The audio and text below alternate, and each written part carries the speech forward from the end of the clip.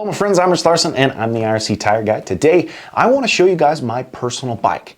Now, I purchased this machine with my own money, buying it from a local shop here in Utah and putting the parts on that I require for my needs.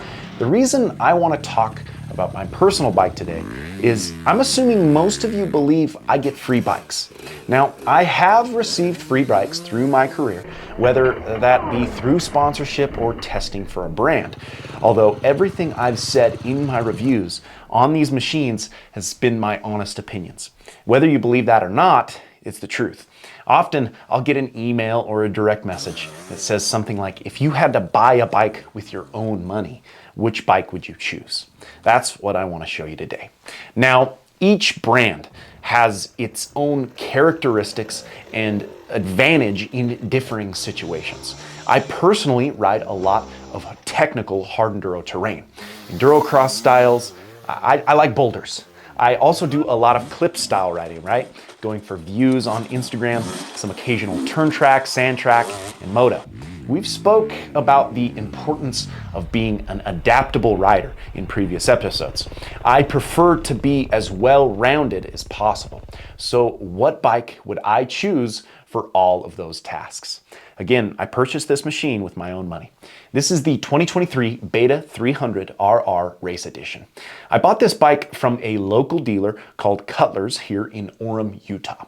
Since I'm incredibly lazy, I gave them the list of things I need on the machine to do my job, and they installed it for me fresh out of the box. So before we talk about why Beta, let me break down exactly what we've done to this machine.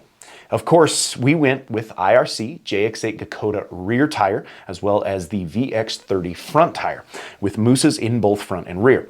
That's a well-rounded setup, leaning more towards the hard enduro style of riding that I do. Now, starting with protection, I've ran the SXS skid plates since I started riding technical terrain.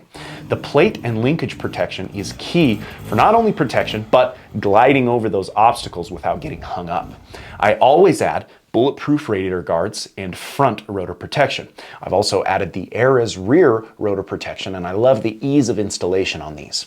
We also have one of my favorite products, the cross-link component swing arm guards. I ran one set of these on both my 21 and 22 Beta.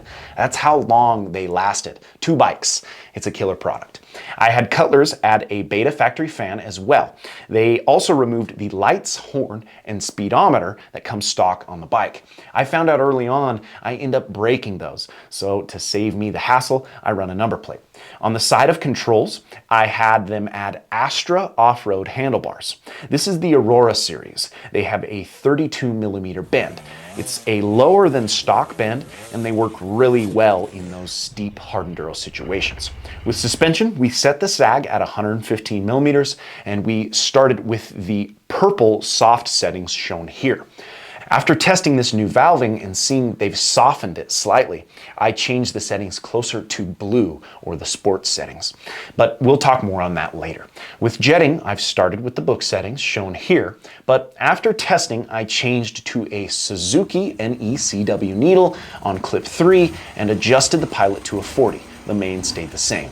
I like a slightly richer bottom transition for those hard enduro situations, especially when the bike gets hot. I find this prevents detonation. Additionally, Cutler's added grease to all the bearings and dielectric grease to the electric connectors. Again, I like a bike that's completely dialed, and all I have to do is ride it. So let's talk why Beta. I've experienced the changes Beta has made from 21, 22, and now 23. The 2021 was a square bore engine design. It was peppy and extremely fun to ride. In some ways, I liked that engine the most. The snap off the bottom made for serious enjoyment. I found the 21s took a little adjusting to find that perfect tractable power in hard enduro situations, where I was fighting or searching for traction and momentum. It took me time to adjust to the Beta, from the gas EC300 before that I was used to. The 21 Beta started my obsession with this brand. Then Beta dropped news of huge changes in 2022, an all-new over-square engine and a diaphragm clutch, among other things. I was nervous. The biggest reason I loved the 21 was the fun-to-ride characteristics. The over-square engine meant a completely different feel, but I had to try it.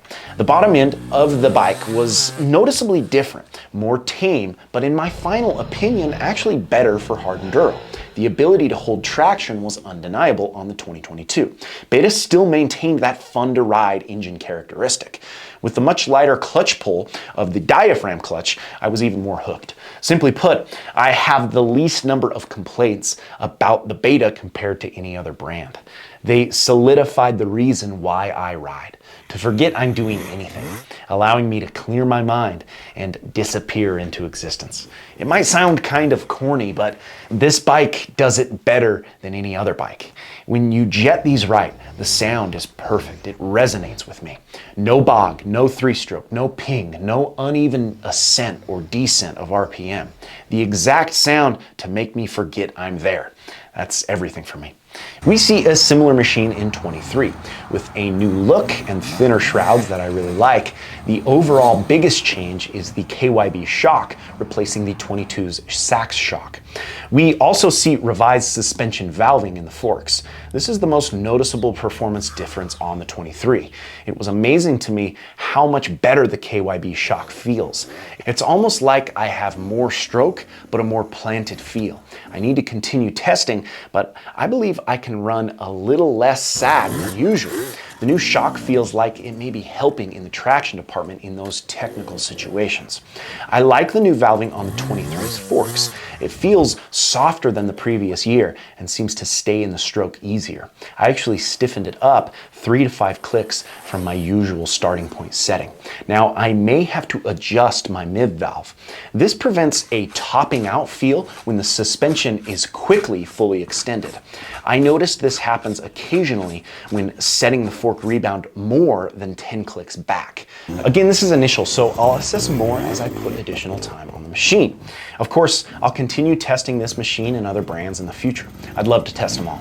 But as of now, the one I purchased with my own money is the Beta 300 RR Race Edition. Maybe I need to test more of the Beta line. The 200, maybe the 4-strokes, 350, 390. Let me know what brand of bike you'd like to see me test in the comments.